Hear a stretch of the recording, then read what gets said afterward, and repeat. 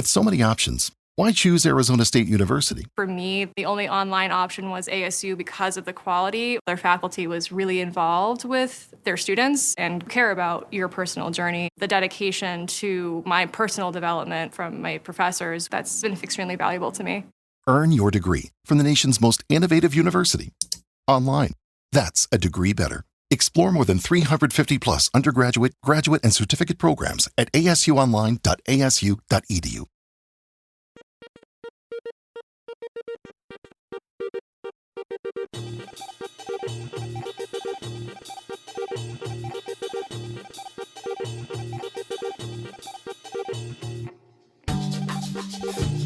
My name is Ryan Pack. And I'm Nicole Barlow. This is Soundcheck Your Life, where we speak with the guests about a soundtrack that is important to them. Today, our guest is Keith Murray, singer and guitarist of the band We Are Scientists. Welcome, Keith. Hi, Keith. Hey, how's it going? We're good, and we're excited that you have a new album coming out on July 18th. It's called Qualifying Miles. Why don't you tell us a little bit about this new album? It's helpful that we're on this episode discussing a deeply nostalgic film for me, because this album is sort of about nostalgia, just sort of textually and sonically.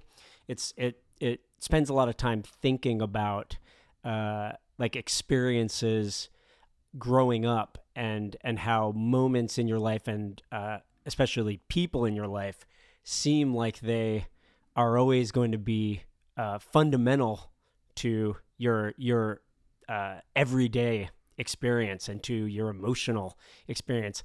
And then one day you stop and you think, wait, I haven't talked to that dude in ages, or like, this girl that I dated, I like never think about, and sort of questioning like why what it says about me now.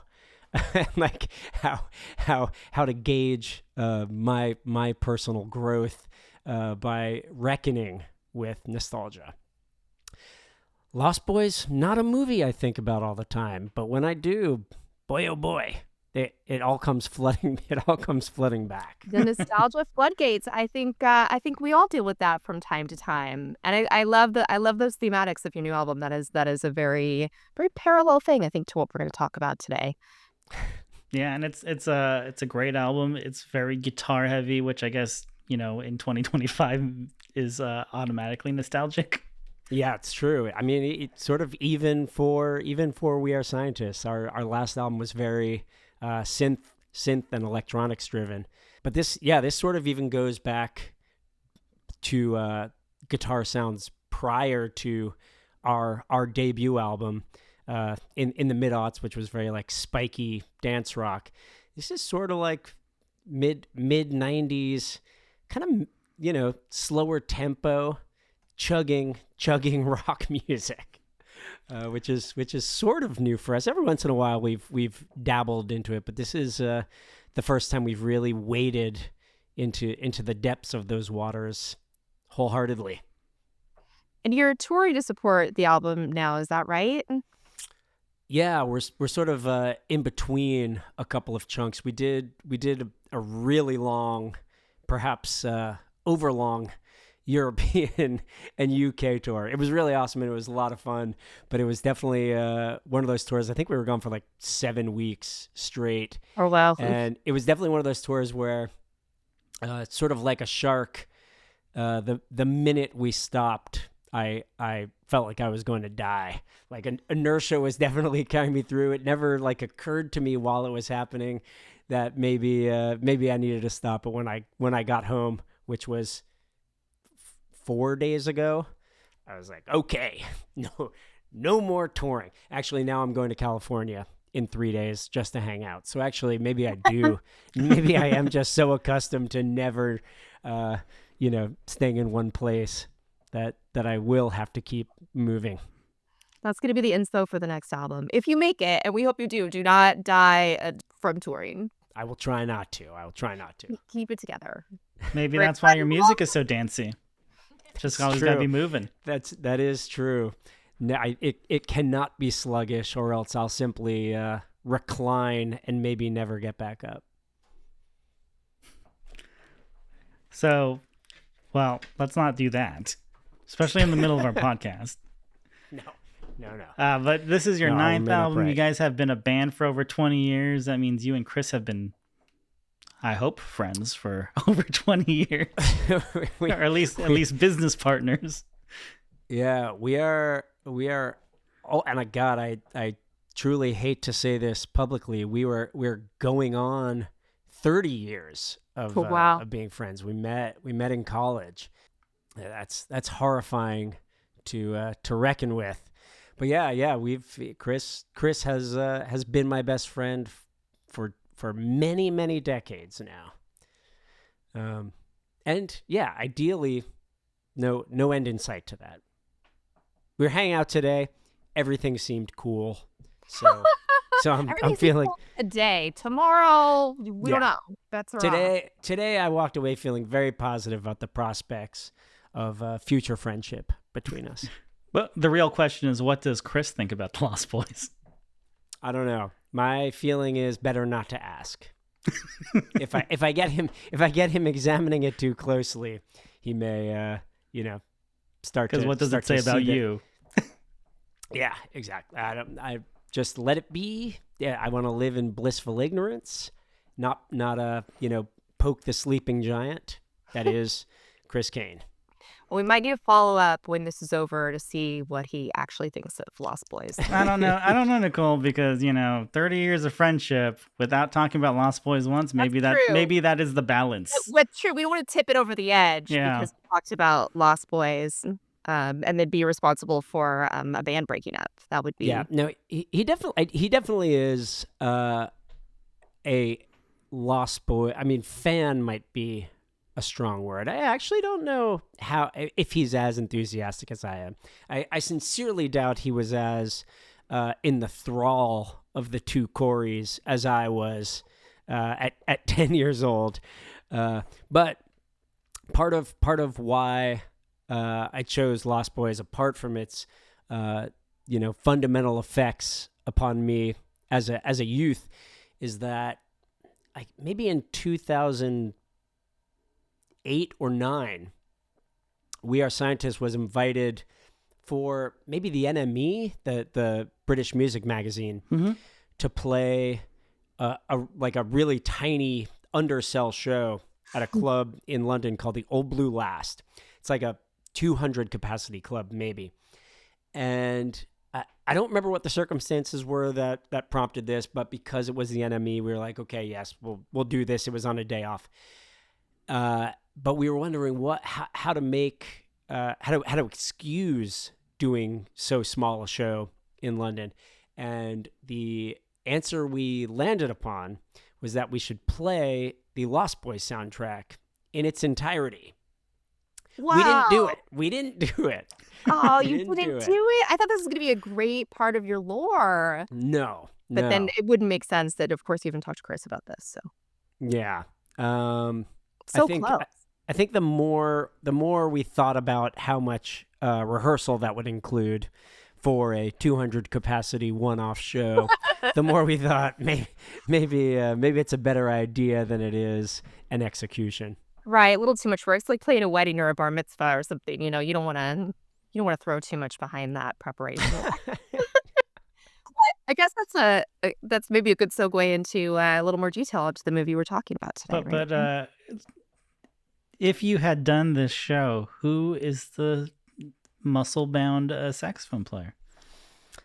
Well, at that point, we had a touring keyboardist named Max Hart, who eventually, when we decided that we sort of wanted to retain the 3-piece guitar band vibe, he landed on his feet and ended up being the touring keyboardist for Katy Perry for like 5 or 6 years for 2 album cycles. And I think he could have been, I mean, he wasn't particularly muscular, but he had a hefty presence. He commanded the room. He had supreme authority, and I think he would have let us oil him down for sure. Well, I'm glad you knew that there would have had to have been someone to fill that role. Oh, Yeah, and I absolutely. think touring with Katy Perry, that could be in the job description. There's like a reasonable chance there's somewhere in a contract, must be Oiled up sus- or dress up as a shark. Yeah, Or dress one up as a shark. suspects Oiled up he left shark. he actually did play that Super Bowl with left shark. There you go. I don't think there was a close-up shot of Max, so I don't know how greased up he was, but I suspect he had at least a sheen A to sheen. him that night. Yeah, it was a Right. Super Bowl. A glisten. You gotta have a glisten under yeah, those big exactly. lights. Absolutely. All right, so we're already talking about Joel Schumacher's 1987 film, The Lost Boys. So other than the fact that both Corys are in this movie, why did you pick this movie for us, Keith? I tried not to examine my motives too quickly and to nitpick what psychological reasons I have for this. It felt like the first cultural behemoth in my life. It sort of covered a lot of my interests, sort of bundled into one revelatory 90-minute experience. When I was 10 years old, I was really into horror, but I don't think I had seen very much. I was the youngest sibling and cousin in my family, so I'd definitely been exposed to. I was like well versed in the Nightmare on Elm Streets and the Halloweens, but those always felt a generation ahead of me. Like it seemed like the work of older people. Lost Boys felt like the first moment. Well, I think it was the first horror movie I ever saw in a theater.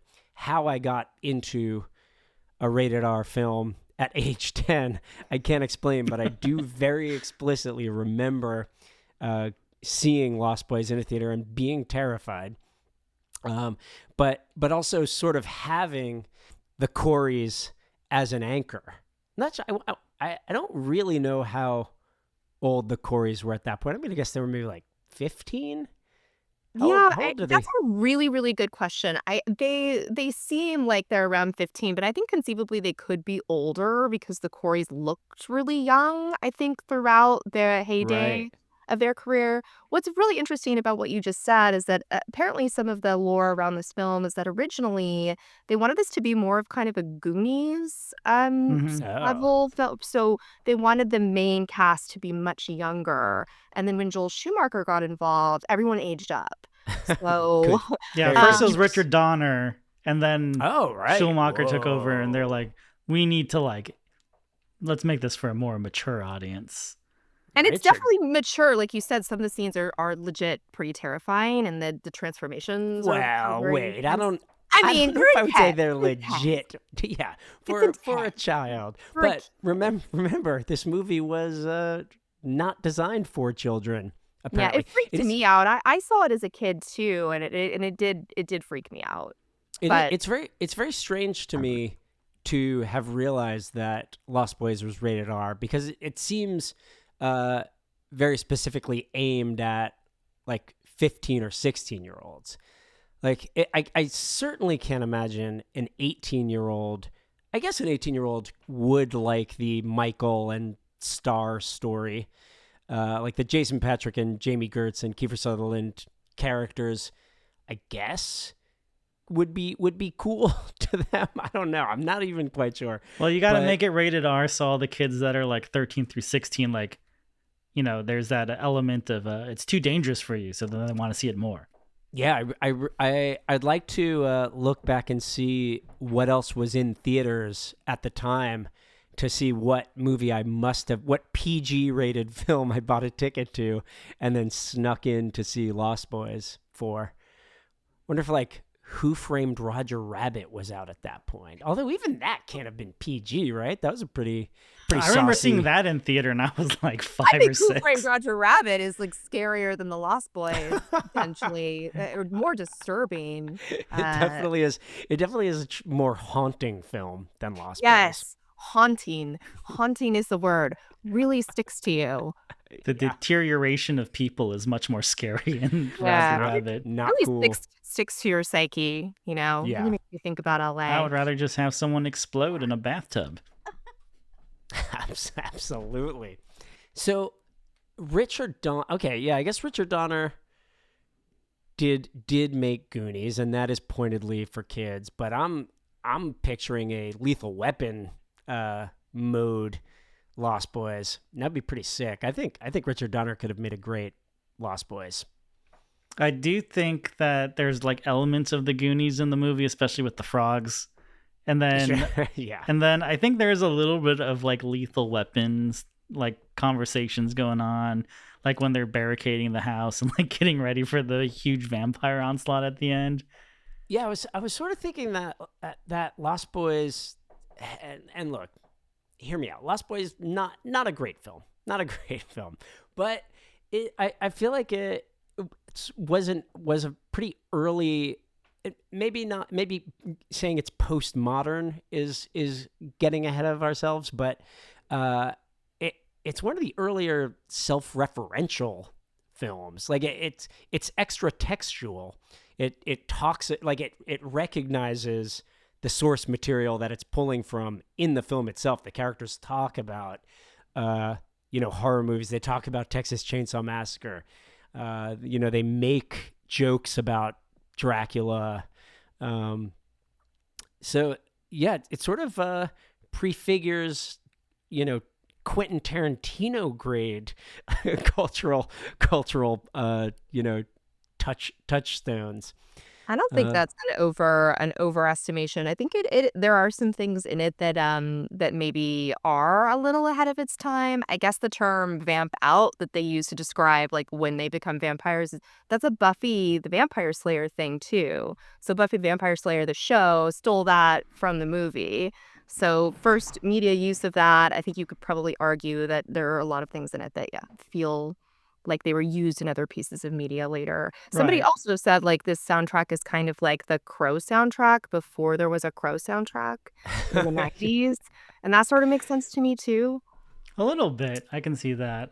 It's like but for, not like alt and industrial music, but the same kind of like commitment to creating a vibe, creating like this edginess for this movie.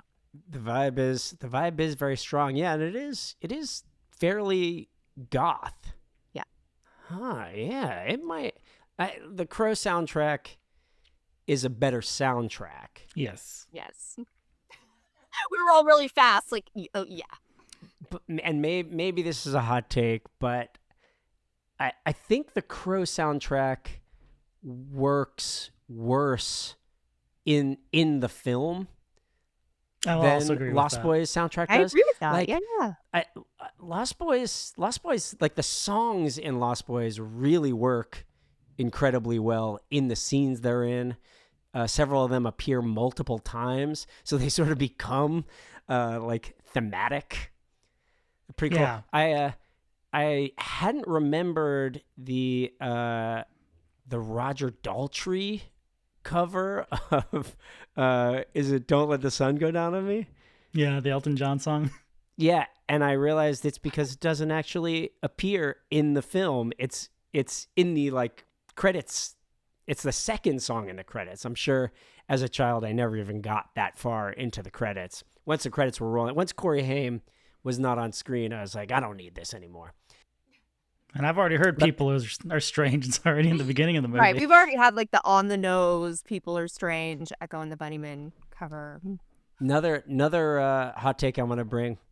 I think Echo and the Bunnymen's People Are Strange is better than The Doors. I do too, but I do. I think it's really good actually. And I may not be like the biggest Doors fan, so I don't want to start like that cultural argument, but it's really good.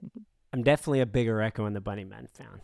So Yes. I guess I'm not coming at it with even-handedly. Totally. There's bias involved. That's what I'm into There as is well. Like, deep bias. sorry. I still think it's a pretty warm take. Not I spicy mean, enough. It's pretty warm. No, this is not enough like engagement bait. The Doors are terrible. Argue about it. I mean, the Doors are a little corny. Yeah. So what do you think of the vampires kind of worshipping Jim Morrison in their little cave? It's a lair, Ryan. It's a lair. So I will say that it did make me wonder how old the teenage vampires are. Like Edward Herrmann appears to have been around for ages. He's the head vampire. How old is like Kiefer Sutherland supposed to be? So we know Star and Laddie are recent turns. They're half vampires.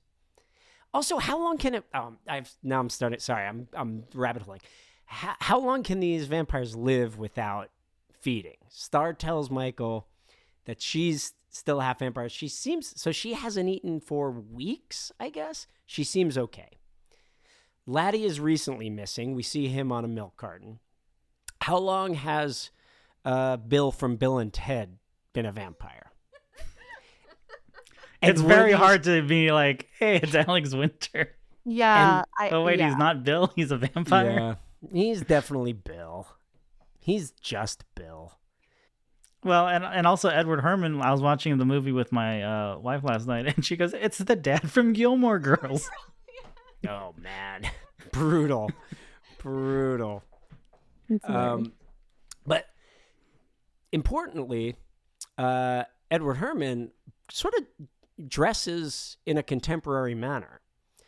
So just the fact that these teenagers seem like they're contemporary California punks doesn't mean they are. They may have been OG Doors fans. That poster may have belonged to one of them when he was alive. That's very true. You just don't know. Age-wise, it looks like Kiefer Sutherland was 18 in this film. He looks much older, but everybody kind of looked older. Well, he's kind of a Benjamin Button where he's always kind of looked old. 18, yeah. Which surprised me. I would have thought he just came out of the womb as like Donald Sutherland with brown hair, is what I feel. I don't. That it's also funny is that I tend to not think of Kiefer Sutherland as being brown haired, but I guess he is. I only picture him. Wait, what is his vampire's name? Was it David? No idea. I think it's David. David. Yeah, thank you. I picture him always David Blonde. He's either David Blonde or Jack Bauer. Nothing in between. Yeah, there's nothing in between. That's kind of true. I think those are the two images that most people in our age bracket have of. I think he was blonde in Flatliners, right? If he wasn't, well, you're just assuming we've seen Flatliners. No. I've seen Flatliners, but it's been a second. I'm gonna assume that he was blonde. In my memory, he's like Billy Idol blonde. I just remember like the VHS box at the grocery store end cap of Flatliners. Yeah, the end cap for Flatliner, like it was everywhere. Every like Ralph's you would go into. And you managed to avoid the siren's call of Flatliners? Of the Flatliners VHS? Yeah, Ryan, your mom wasn't buying you like a pack of M&Ms and Flatliners? She probably offered the Flatliners, and I was probably just too young and terrified of the box. That box is scary. It's scarier than the scary film. It's yeah, an appropriate box for the film. Well, speaking of Kiefer, whose name is very difficult for me to say, but I'm going to try to get through this podcast without messing up the name Kiefer. Apparently he was reluctant to join this cast, but when he heard that INXS and Jimmy Barnes would be on the soundtrack, he changed his mind because he loved them so much. So I guess Kiefer Sutherland was like, I'm 18. I'm way too cool for your like Goonies/vampire film. And then he did a little reverse. Yeah, and then he got like super involved in the story and stuff. Like he was like giving notes. Got invested. INXS had not released Kick at this point, right? I think Kick was like maybe later that year or the next year. So Kiefer Sutherland's pretty cool. He's a what the hell's the INXS album before Kick? It was Listen Like Thieves. Oh, Listen Like Thieves. Yeah, there we go. I was like, I know it's not Listen Without Prejudice. Yeah. Yeah, so that's pretty cool that Kiefer Sutherland, although famously a great musician himself, Kiefer Sutherland. Isn't he in like a pretty dorky blues band? I thought that was Kevin Bacon. I was going to say, Kevin Bacon's also in a dorky blues band. Because are there a lot of actors that are in like a dorky blues band? Bruce Willis, Yeah, pretty dorky blues man. David Duchovny in like Steven a really Seagal. band too. Yeah, there you go. They all love the blues. It's because as actors, they're taught to emote, and blues is the most emotive of the guitar-based musical forms. Oh my God, Keith, is that why? You got to look at these album covers. Is it because harmonica is easy to play? Like, what's the reason? Oh, these are amazing. Wait, but so you're telling me that Kiefer Sutherland was swayed not by the script, Not by the script, not by the director, not by the Coreys, but not by the Coreys. Allegedly by INXS and Jimmy Barnes being on the soundtrack. That's pretty wild. Yeah. Not even by the fact that like Joel Schumacher had just directed St. Elmo's Fire in '85 and this was '87, so you would think there'd be, like a certain amount of clout. There'd be some heat. Well, yeah, there's some heat attached to that. This is a little pre-Batman. You can totally see why he got Batman after this movie, though. He had not, because he had been dealing with a bunch of Batmen. Well, also that. But I think tonally, That's like the best joke. Wait, can we please take a second for that joke? It's my favorite joke anyone's ever made on it. Like literally. Say what you will about the Schumacher Batman films. They are fairly miserable viewing experiences. They are stylish. The style is bad. But they make a choice that weird, like Tim Burton's Batman feel like Tim Burton movies. Like they feel like they almost live in the same world as Pee-wee's Big Adventure. Yeah. Joel Schumacher I don't know where that style choice came from. Like Lost Boys, it doesn't really look like that. St. Elmo's Fire certainly does not.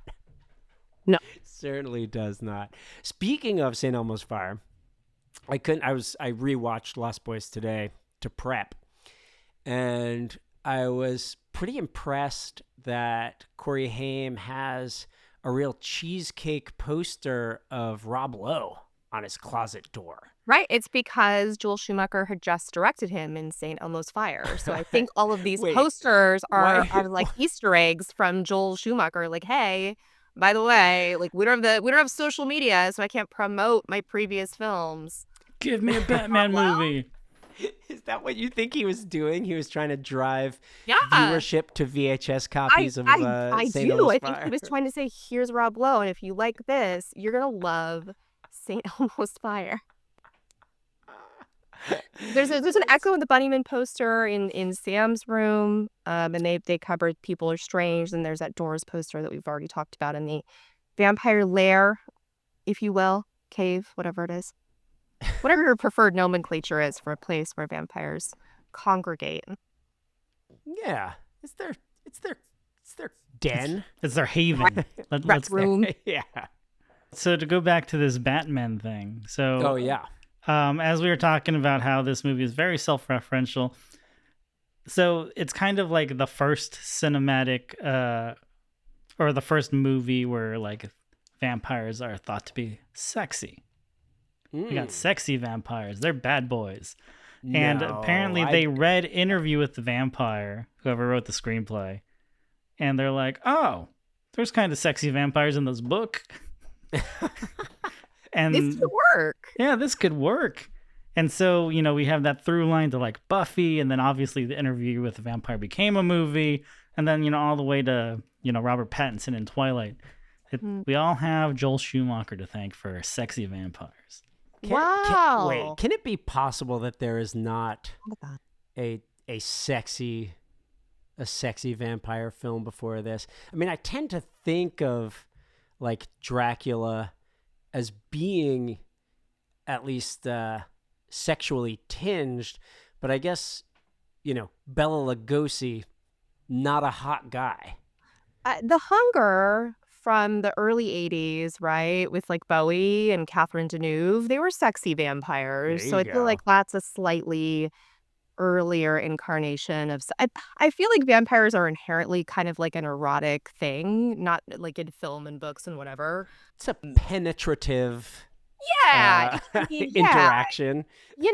Like we won't dissect it fully here. It's not my dissertation about sexy vampires, but I Sure. think you could argue that like vampires are inherently a little bit sexy and a little bit dangerous. I think though that this is the first time you ever see maybe like a vampire as a teen heartthrob. Yeah, I was gonna say maybe There's a sexy teen heartthrob. vampires. There's a Right. heartthrob aspect to this that yeah, like Twilight later would Instead of wearing like a blouse and having like very like, slicked back Right. hair or whatever. Yes, exactly. It was like a modern take on the vampire, like nothing Victorian or frilly about it, just like, leather jackets and everybody looking And like motorcycles. motorcycles. Although I did also realize that this same year, Catherine Bigelow's Near Dark came out. Also, not they're not sexy vampires, but they're like cool vampires. They're like weirdo dirt punks. Bill Paxton, awesome. Maybe not sexy. Maybe not a sexy guy. Speak for yourself. No. Okay. I stand. But not bad boy sexy. Yeah. Yeah, that's true. Jason Patrick, pretty sexy vampire. Yeah, Jamie he's very Gertz, young in this movie too. very sexy vampire. Yeah. I love that they never even bother making Jamie Gertz look anything but like utterly delightful. Like every other person in the movie becomes a decrepit beast at some point. Not Jamie Gertz. I can't Not remember. I Jamie read Gertz. something about like why you never see like her full gross, pre-Botox, whatever that is, like vampire transformation. But it's got to be that, right? That like they were just like, no, we're gonna let her be hot. This looks good.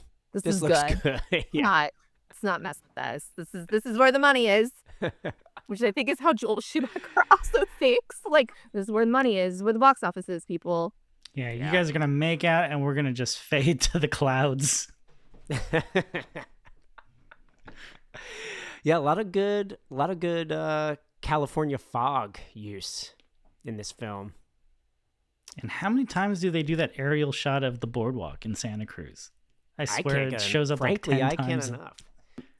I was wondering today, as I watched it, if Lost Boys is a large part of why I moved to California. Oh, interesting. Like, Elaborate. I 100% realized while watching it today that the Echo and the Bunnymen montage of day-to-day life in Santa Clara was like what I thought California was like. And like in 1992 or 3 or whenever I first went to like Berkeley and Santa Cruz with like on family trips, I was like, yeah, this is it. This is my shit. And I immediately felt at home in Northern California, and I think it's because Lost Boys groomed me to feel that way. Lost Boys groomed me is the second best thing anyone's ever said on the podcast. That is amazing. They need to put that on the DVD cover of whenever they re-release this movie. In, like the clothes. The Lost Boys groomed me. Keith Murray, we are scientists. That's the endorsement right there. It's great. But yeah, I think that the vibe of even just that sequence, or like any exterior shots of people's homes. First of all, I know that they keep on trying to suggest that this family has fallen on hard financial times. Grandpa's house is sick. It's a dream house. Well, hard financial times in 80s movies were like a very different thing. You know, we weren't even like acknowledging that Kevin McAllister's parents from Home Alone were like wealthy. That was just normal. They were just doing okay. They were like middle class. Although, do we know what they do? I mean, they are taking like a 10-person family trip to France. So To France. There's a lot of internet debate around that. I think people want to believe that it's money, like he's got white collar crimes under his belt. There's like maybe some money Or the like mafia money or something. Money? Why? Why would No, that it can't be on the app and app. I know. I'm sorry, audience. It's a totally different movie, but also it's related because it was weird. It was like we're falling into hard times. You know, we can only afford 4 bathrooms. That's rough stuff. Yeah, I mean, even in the 70s with like the Brady Bunch, it's like, I guess we're going to just have all 6 kids live here. Yeah. Although here I'm postulating, because I haven't seen Brady Bunch since I was a child. They have to have shared rooms, right? That was a real bunk bed situation with Brady Bunch. Yeah, and I think what we learned from the Brady Bunch sort of parody movies is that there are definitely implications to all of those hormones sharing one house. Yeah. Not a great scene. It's not but not a single episode about them fighting over the bathrooms. They're not getting down to the nitty gritty in the Brady Bunch, unfortunately. But also, Edward Herman runs a video store. Now, maybe he has his fingers in a lot of pies. I guess we don't know.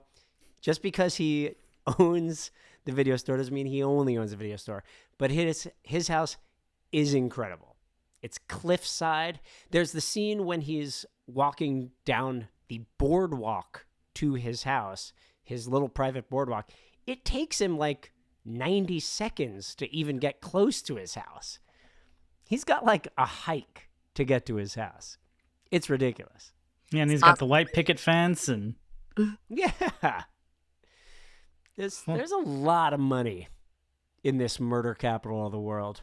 Well, I mean, he may be 1,000 years old. He could have medieval nobody else treasure is money. questioning. The IRS isn't asking where his money's coming from. Just confused. They don't want to come to the murder capital. They're like deterred. That's Unlike true. you, they were like, I think we're staying out of this. I guess in 1987, VHS rental was probably a highly lucrative field to be in. So yeah, haven't you seen Schitt's Creek? That's how they built their fortune before they pissed it away. You know what? That's right. I totally forgot that detail. They were like Blockbuster Video. But they were called Rose Video. Right. It's suggested that he doesn't own a chain. He's at the video store every night. Yeah, because he can't work days. He cannot work days. I do love that Sam figures out that he's the head vampire because he doesn't show up to work until after dark, and he has a mean dog. Hounds of Hell. That's it. It's gotta be the head vampire. I love how everything is from a comic book too. Like, oh yeah, this comic book says this and this says that. Very helpful. A very helpful text. Do we never get any sense of who wrote this comic book? Do we? Where's this comic book coming from? Yeah, I love that the author of this comic book seems totally aware of rampant vampirism. And also at the end we learn Grandpa is too. Grandpa knew this was going on all along.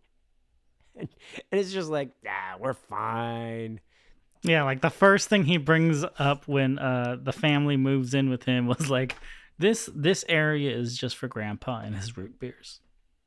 And his he has like some weird 80s snack that I vaguely recalled. They were like tubular snacks. Tubular snacks. They look pretty gross. I mean that What's that? not in the 80s slang to mean they were totally tubular, but they like were literally tube-shaped. They were cylindrical shaped. But yeah, I don't think it's unfair for Grandpa, who has presumably been living as a bachelor for many years on his own, to ask for a single shelf. No, I don't think it's unfair, but that's the first thing that he brings up. Not like, oh yeah, there might be vampires around. Well, he does say that if every corpse that was buried around there were to stand up at once, they'd have one hell of a population problem. And I think that's probably true of every town in the world. If every corpse that were buried in New York City suddenly stood up, we'd have a hell of a population problem, I would say. It's a very roundabout way to say that we have vampires. Yeah. It's very oddly explained. Yeah. Oh, didn't you understand what I was saying when I said that if every corpse stood up, that was about vampires? No? What do you think I was trying to tell you? I'm also impressed at Grandpa's finishing move, which is that he drives his truck into his own house and sends a fence post into the head vampire. But it's a pretty risky move. Right. There's no reason to believe that his aim with a fence post launched from the back of his truck is going to be good. Also, his whole family is in that living room that he just drove a truck at a high speed into. Grandpa, man, I don't know. Clearly, he's done this before, Keith. I don't know. Has he? This seems like a real one-off. He can't wait. You're suggesting to me that you think he's driven his truck into a house and speared a man? Speared a vampire. Because I'd like to see that. I'd like to see that prequel. I mean, I think if they were to remake The Lost Boys, it should be a prequel about Grandpa living in that house. 100%. Oh my God, I'm way into that. We have questions. We do. Stuff we need to answer. Why haven't they remade The Lost Boys? Oh, there's 2 sequels. Are there sequels to this film, but they've gone like straight to the end cap aisle or to like that section of Prime Video that nobody watches? Yeah, they've been like they've like bundled all 3 into one movie, like on one DVD. Feldman is involved in one or more of the sequels, or no? I believe. Did I make that up? One. Yeah, I think both. And they were. I think I remember that they were going to involve both Corys, but then Corey Haim passed away. Right. But I'd have watched a double-barreled Corey sequel. Feldman on his own, I'm not so sure. I'm not so sure about it. Yeah, I think unfortunately you need both Corys for balance or something. I don't know. Whatever happened to the other Frog brother? I don't know which one is Edgar and which one is Alan, but the non-Corey Frog brother. We never saw that guy again. That guy had maybe not Feldman's great charisma, but he had a smoldering presence. For some reason, I'm afraid to Google it. Is there some kind of like tragic backstory? Maybe. I don't know. There's always a tragic backstory. It was a weird time for child actors. Yeah. Can't have gone well for Edgar or... Well, we know it didn't go very well for Feldman. Exactly. Yeah, right. So his name is Jameson Newlander. Oh, yeah. Yeah, and it is. Really, he's only been part of these Lost Boy movies. Oh, he's in the sequel. Both Frog Brothers came back? Oh. Yeah.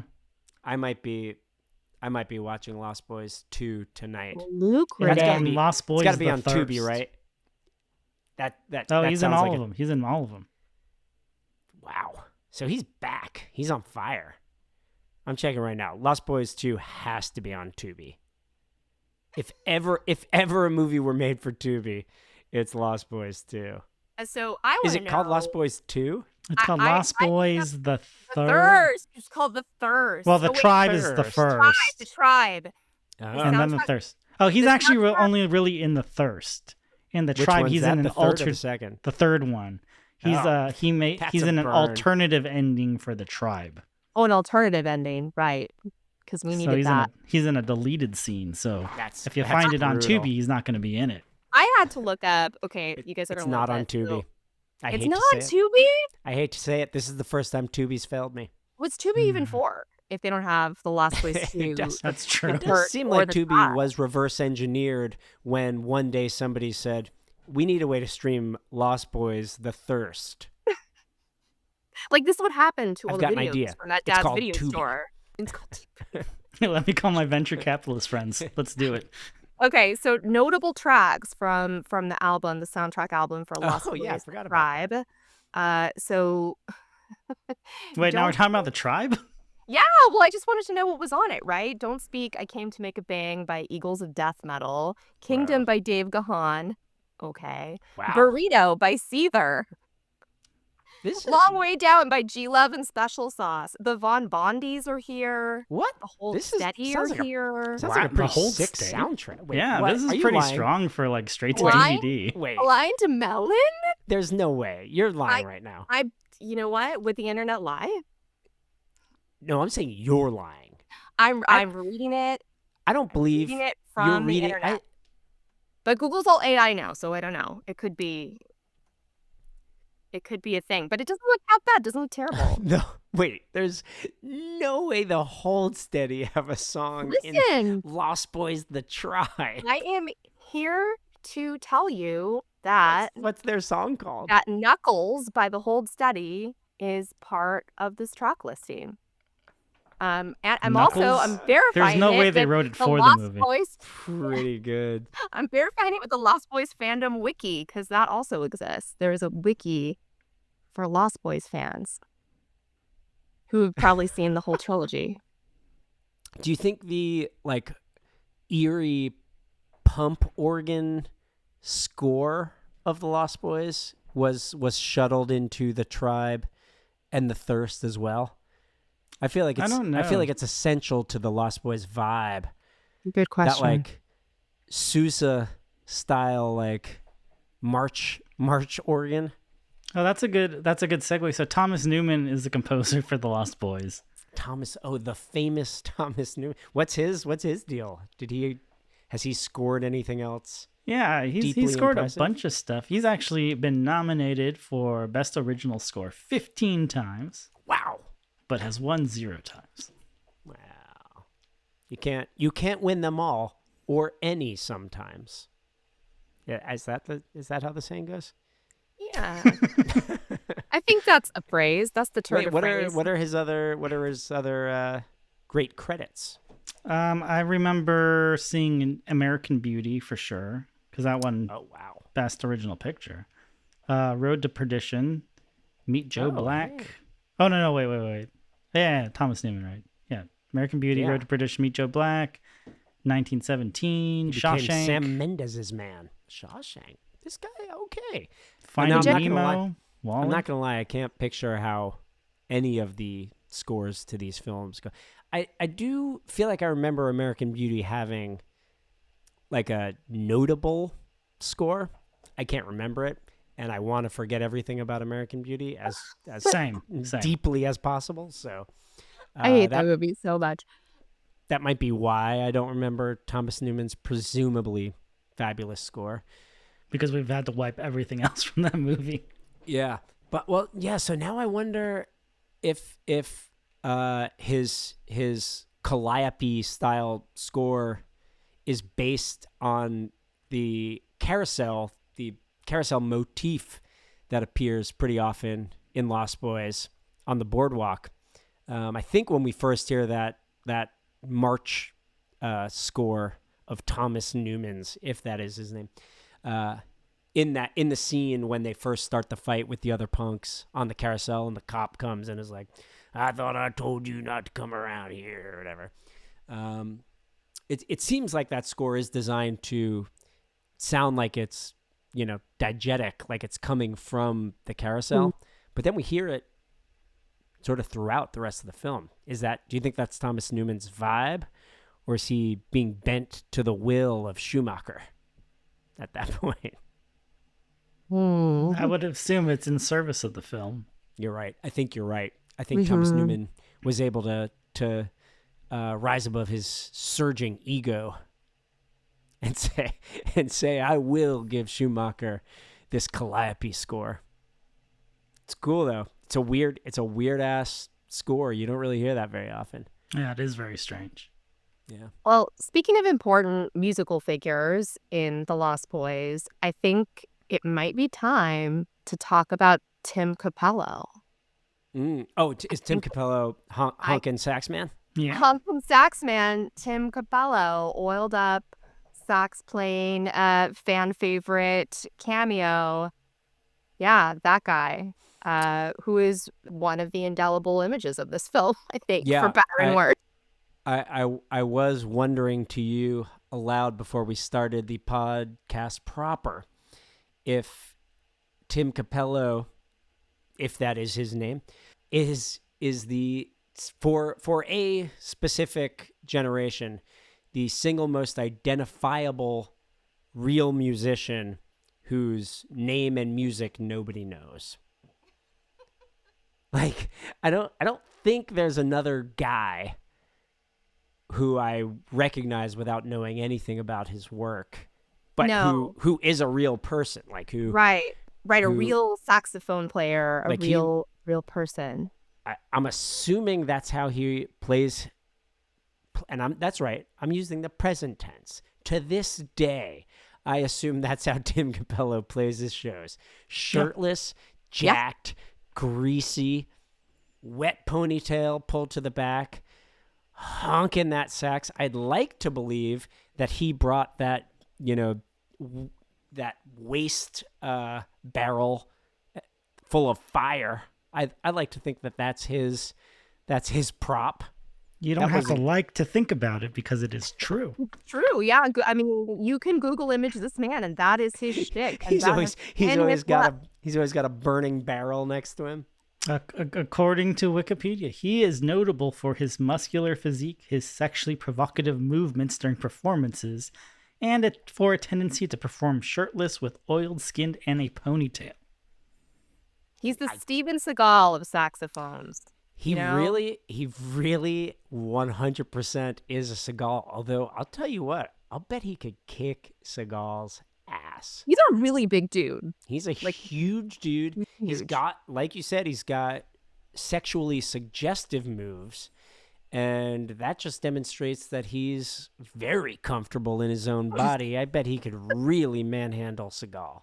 Like, physically, he kind of reminds me of, like, Doyle from the Misfits. You're like, you don't need to be this big in any way. Like, for what you do, you don't, this is unnecessary, but it's happening. And yeah, like, you are just a big wall of a man. What's also interesting about him, because he's like a guy that's here that we all know, but we don't know. Right. Apparently, he is also known for playing with Tina Turner. And Peter Gabriel. A lot of people. Whoa. But Tina Turner notably because he is also on the Mad Max Beyond Thunderdome soundtrack he plays in the songs We Don't Need Another Hero. What? No way. Yes, this is true. He is both a saxophone icon and a, like, cinema icon. Well, then I take back what I said. It sounds like everybody knows this guy's work. He's not an enigma. He is part of everyone's everyday life. Tim Cappello. In there, he's in your psyche whether you know it or not. It's funny because when I saw him, because I was watching it last night, I was like, oh, like he should be like with that guitar guy on Mad Max Fury Road, with shooting fire out of the saxophone. But he was in Mad Max Thunderdome, so it was got energy. It's got that same energy. That is 100% who that Fury Road character was based on. 100%. He needs to have gotten paid for using his life rights in Fury Road. Yeah, they should cut him a check. Well, I'm glad that he can do more than just do fan conventions. Oh, he does so much more than fan conventions. Man, I wonder. I really hope. What a life! I really hope that he is single, because I'll bet he could get a lot of action going to Lost Boys fan conventions and taking that shirt off. Boy, oh boy. Whip out that saxophone. Boy, oh boy, yeah. Siren song. Deliver a couple of mighty blasts out of that horn of his. Yeah. Man. He can really blow. He sure can, man. I part of me wants to believe that he still has that mane, but even bald, what a wild bull Tim Cappello would be. just an undeniable sexual energy there. Like, It is forget the funny. vampires, really. It is funny that you mentioned the Misfits because, now I'm wondering if he and Glenn Danzig fought, who could win. We know they could both kick Seagal's ass. No Oh my God. problem. But man, We got to do a tournament of people that Cappello versus Danzig. Yeah, and now Cappello versus the world. We need a bracket. We got to of, do like, a tournament dudes bracket.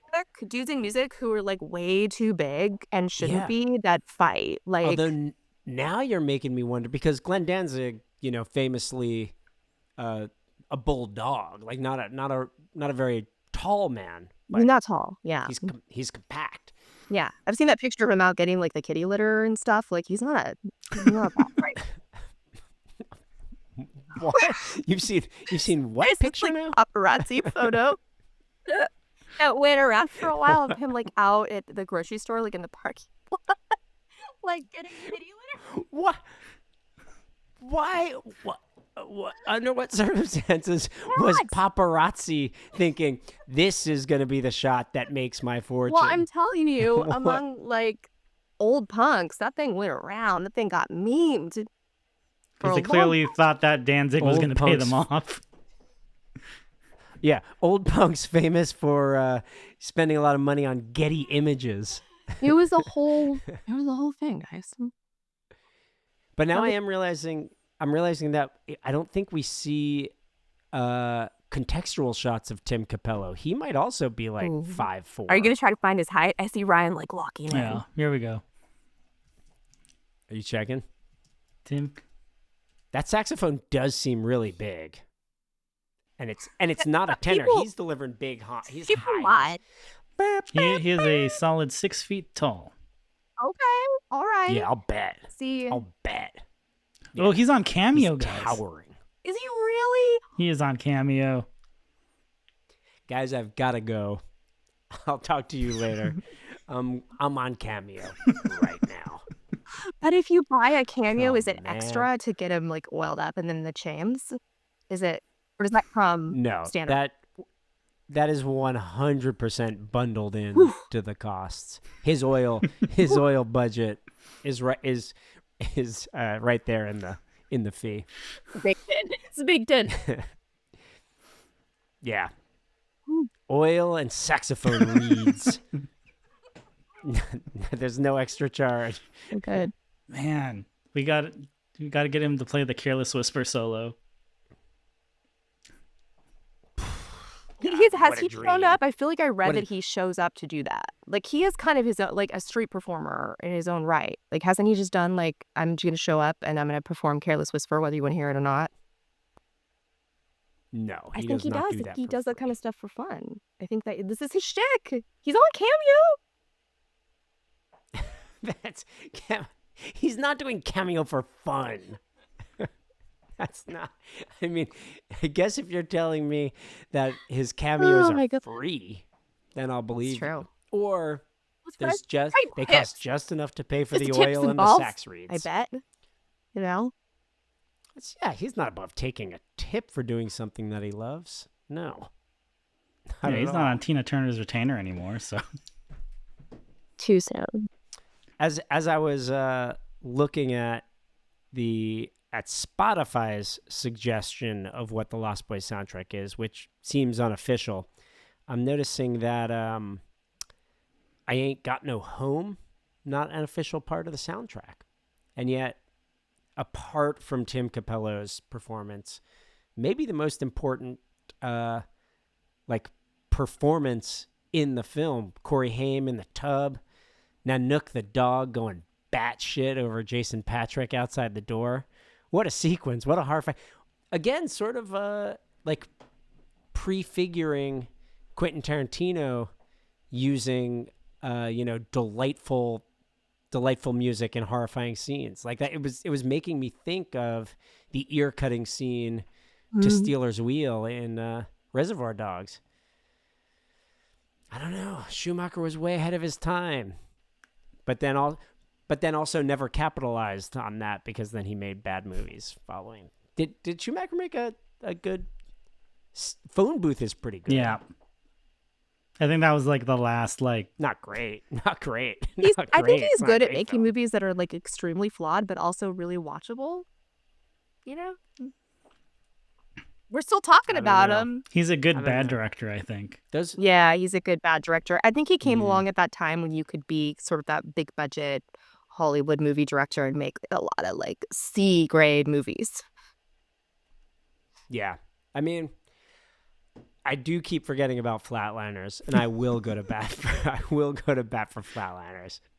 He had a great 2-film run in 87 through 90. The only time I think about Flatliners is every time I watch Popstar, and Bill Hader's talking about getting F-lined. Oh yeah. Flatliners is one of those movies that makes a really good punchline, I feel. No. The concept of it. It's one of those movies that makes a really great the concept movie. of it is crazy.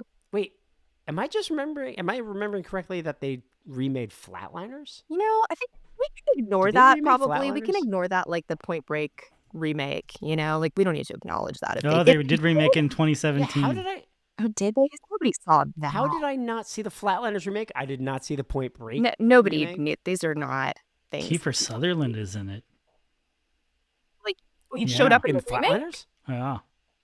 Whoa. Crazy. Well, looks like I'm watching that tonight after I get some Tim Cappello See if it's on cameos. Tubi. I've got. Oh my God! Yes, the Flatliners remake has to be on Tubi. That is what Tubi. If not for Lost Boys, Keith, I think you got to re-record your album and you got to get Tim Cappello on it. Call the label, be like, got to pull it off the shelves. We actually do have a saxophone solo on our new album, and if I had and I love the guy who played the sax solo, one of my very best friends, but I would have fired him on the spot if I thought I could get Tim Cappello to have played this sax solo. I would have melted down my friend's saxophone in front of him and poured it on his head like the golden crown or whatever from Game of Thrones. If Tim Cappello would have deigned to give me 3 honks. I didn't know that this discussion of the Lost Boys soundtrack was going to open more doors. Well, this is what happens, Suddenly you're in the garage with all the string and the maps. That's how it goes. Joel Schumacher will do that to you, I guess. So one last artist that I want to talk about on the soundtrack is Gerald McMahon. Oh yeah. Cry Little Sister. It's got like the big theme of the movie. Speaking of songs that are kind of repeated through the soundtrack. Now, I'm going to go ahead and say that Cry Little Sister is one of the more elegant, like clearly written around a movie theme songs. Like, look, we all love the Ghostbusters theme, but it's a sledgehammer of a tool. Cry Little Sister is a, you need a jeweler's loop to craft this thing. It's a bit of finery. Now he does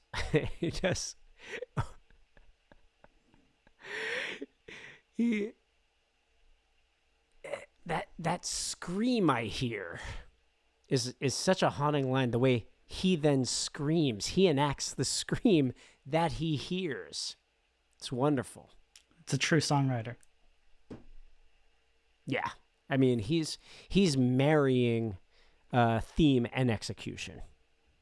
He's way ahead of us. Now, Lou Gramm, on the other hand, sings an alternate theme to Lost Boys, in which he says, "Lost Boys." Wrong. You're doing it wrong. You're doing it wrong. Wrong. What is the it in question? Like Gerard McMahon? Yeah, Is that who we're talking about? Gerard McMahon. What's his deal? What are you? Are you coming at me with intel? Well, I was Gerard like, McMahon? I've never heard of this guy outside of the soundtrack. Yeah, neither would I. And it turns out like he's like a songwriter. Like he wrote a song for like Kiss, and he's written for songs for like Roger Daltrey. No. And He's kind of he's worked with like Robert Plant. He's written he has a song in Fast Times at Ridgemont High.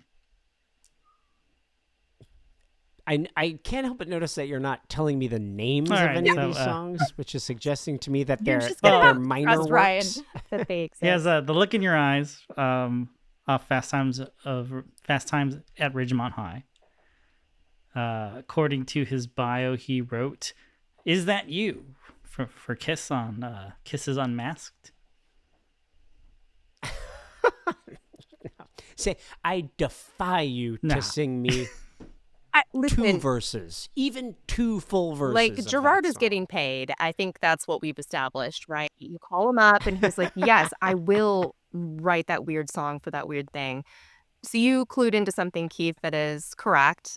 Despite appearing on the soundtrack, Cry Little Sister doesn't reference vampires because he hadn't seen any footage from the film and didn't know anything about it, apparently. And I guess Joel Schumacher heard the track and he told him, like, wow, you really nailed my theme song. I can't believe you wrote it without seeing a single frame of film. And it sounds like he also did that for the Batman movies. Right. So I think it's just kind of a Joel Schumacher thing once again, that all roads. Hey, Sunny Day Real Estate, can you write me a song for my Batman movie? Because it makes total sense. You're like the right band for this. Wait, you're telling me that not only did he not know that it was a vampire movie because he hadn't seen the movie, he didn't know it was a vampire movie because nobody told him it was a vampire movie? People told him very little, and his sort of backing his way into, like, well, I didn't want the song to be about vampires. I wanted, and this is his quote, I wanted it to be about the longing for family from a rejected youth's perspective, which I went through myself and that many people have felt, which sounds like such a, like, we got to put something in the sleeve. Like, you have to give us a pull quote. I mean, yeah, it seems like he intuited that theme from the film's title, at least. I mean, Lost Boys, you know, sort of referencing the Peter Pan gang of wayward children who have like adopted. I think he took the family. title and he ran with it, is kind of the impression that you get. But they're. I want to talk about some of the lyrics. So here they are. Last fire will rise behind those eyes. Now, the vampires in this film do have, I wouldn't say glowing eyes, but they are, resonant eyes. They have a fire behind them. Black house will rock. The vampires live in the hotel that collapsed in an earthquake. So that black house did rock. Then blind boys don't lie. He got off track. Mm-hmm. Got off track. Immortal fear. So now he's back. Landed it. That voice so clear, singing about himself, I guess. Through broken walls, once again, this hotel. Or it could be Grandpa having driven a truck through the wall. That scream I hear. Love it. Cry Little Sister. Come to your brother. The Sam and Michael brotherhood. Unchain me, sister. I don't know. Now he's losing it. Love is with your brother. Final shot of the film. The brothers clinging desperately to, yes, not the family they chose, but the family they have. I don't know. Yeah, I didn't say he was Van Dyke Parks. What's this guy's name again? Gerard McMahon. He's doing the best Gerard with what he McMahon had. also had to deny various claims that this song is about incest. So I think sometimes when you're not too specific with your lyrical content, there is such a thing as too open. They should have used this on White Lotus this season. Yeah. Interpretation. Yeah. Now that I'm reading that chorus, it's a little suspect. I don't love it.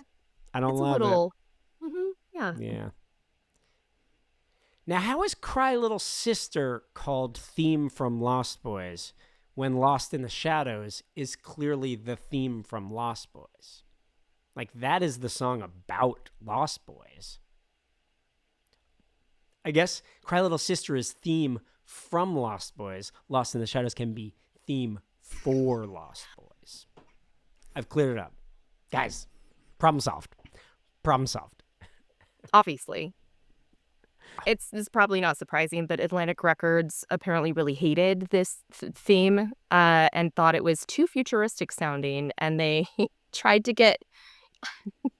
bring in Phil Collins and then Steve Perry to record it, which is crazy. That's a crazy alternate history. No, that's a good alternate. If it couldn't have been Gerard McMahon, and we all know it had to be, let it be. You might just see Perry absolutely sending it with this song. That would be so bizarre. It'd be sick. Man, imagine a Lost Boys directed by Richard Donner, starring 9-year-olds or whatever age he wanted, with a theme song sung by Steve Perry. You guys, in an alternate universe, we've got an Oscar winner. You're right. I think you're right. I won't deny Oscar material for sure. Well, thank you, Keith, so much for being on our podcast. Thank you. It was my pleasure. Thank you for having me. We have to do this again. Wait, it's time to talk about the first. When we've all finished the trilogy, we'll circle back and we'll do this again. I'm seriously gonna watch Flatliners, and I'll bet the soundtrack crushes. All right, 2017 Flatliners. We can't wait for your review. I'll let you know. So, Qualifying Miles is coming out July 18th. Oh yeah, yes, absolutely. Like that question was for you. Yeah, I think it is. Yeah, I can vouch. They'll be on the road later this year in the UK. Yeah, we'll be. Oh yeah, I don't know what shows we have announced. Oh, and I'm not even like playing. No. I literally mean I don't know right now. I'm telling you, I don't know what shows we announced. But I'm just going to tell you, we're also doing a U.S. tour in the fall. So we've got UK, Europe, and U.S. shows coming up. Very cool. Check them out. They are celebrating being in a band for over 20 plus years. I don't know if we're celebrating it, but we're doing it. You're living it. We're celebrating it. Yeah, I think we deserve. It's happening. I don't know. I wouldn't say we're celebrating exactly. We're coasting. No, we are celebrating. Every day is a party celebrating the very existence of We Are Scientists. When you're in We Are Just Scientists. like they were vampires in Santa Clara. Absolutely. We are truly ageless. So check out Qualifying Miles. Check out all their albums. Yeah. But if you have to choose one, let it be Qualifying Miles. And go check them out this fall if they're in your city. Please. And where can people find more information on We Are Scientists? We're on all the socials, and I think we have We Are Scientists as our username in all those. We also have wearescientists.com, which is a good place to land if you're desperate. Even if you're just bored and not interested in We Are Scientists, just type in wearescientists.com. There's nothing good on Tubi. But you could go to YouTube. Yeah. Now that we know Tubi's a dead-end road, please go to wearescientists.com. I want to see if we can get the original Flatliners streaming on wearescientists.com. Now that would be a coup. I'd watch that. I'd watch it if it was on wearescientists.com. I know you would. Ryan, I know you would. Well, we'll put links to your socials in our show notes. Thank you. And obviously we are at soundtrackyourlife.net. And that is the webpage and also our Blue Sky handles.